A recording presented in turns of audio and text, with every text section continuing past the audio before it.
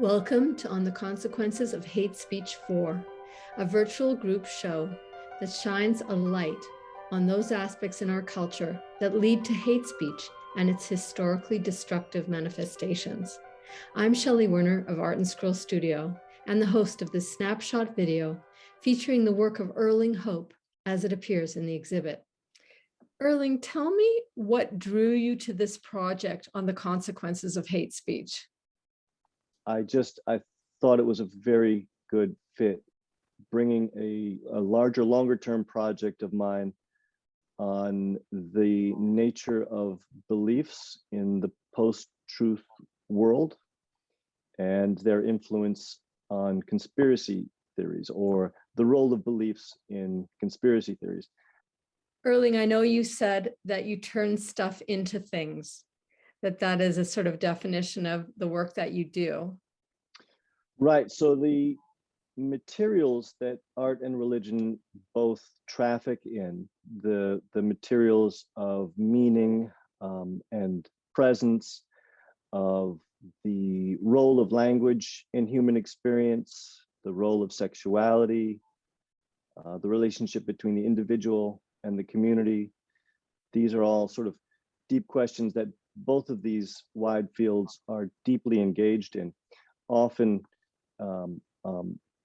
with friction, but often also with a lot of coherence. So that, in a sense, is the stuff that I'm turning into specific things, the raw material of beliefs, of meaning, and really of sensation, right? How our sensations interact with those other larger human experiences.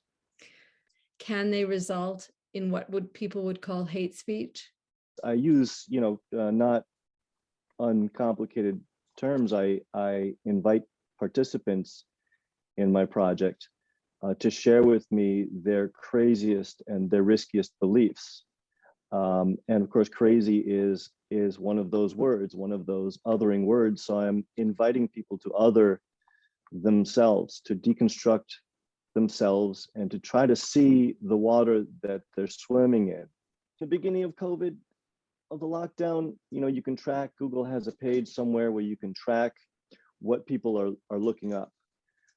And it happened that globally, it revolved around, as the 24-hour cycle spun, that between the hours of like 2 to 4 a.m., the searches for insomnia and conspiracy theories spiked simultaneously. I find that fascinating to think about all these conspiracy theories and all these people who are driving negativity in our world to a certain extent are caused by people who can't sleep. Let's talk about these pieces that are in the show and how they correspond to the larger piece of work that includes the writing. Those pieces those were submitted anonymously. They aren't always submitted anonymously to me, but these were. And I try to sort of keep the human connection to them by giving them anonymized names. I believe that white people are inherently evil. That was shared with me as a riskiest belief. And so that is, I am taking these beliefs which were shared with me and putting them into these sort of image forms. In a sense, very sort of, to put a fine point on it, I'm aestheticizing these beliefs. I'm treating them as aesthetic objects, as aesthetic experiences. Why have you chosen a monochromatic palette? The color tone is more of an intuitive piece. Colors and myself we're always wrestling with each other.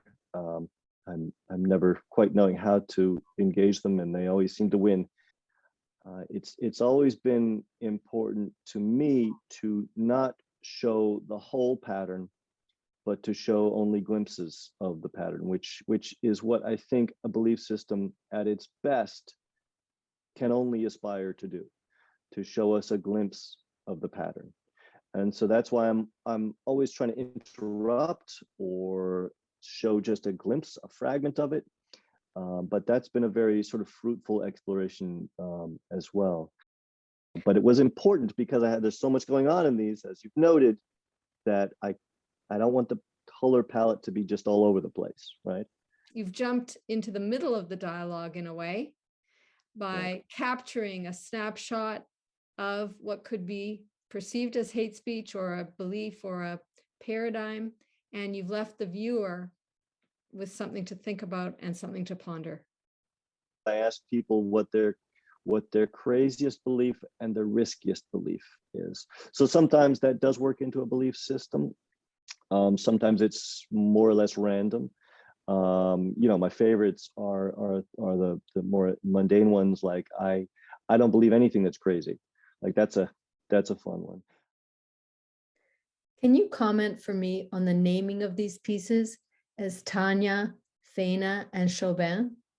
And I'm trying to kind of return it to the fact that this comes from a person, that this is part of their inner life.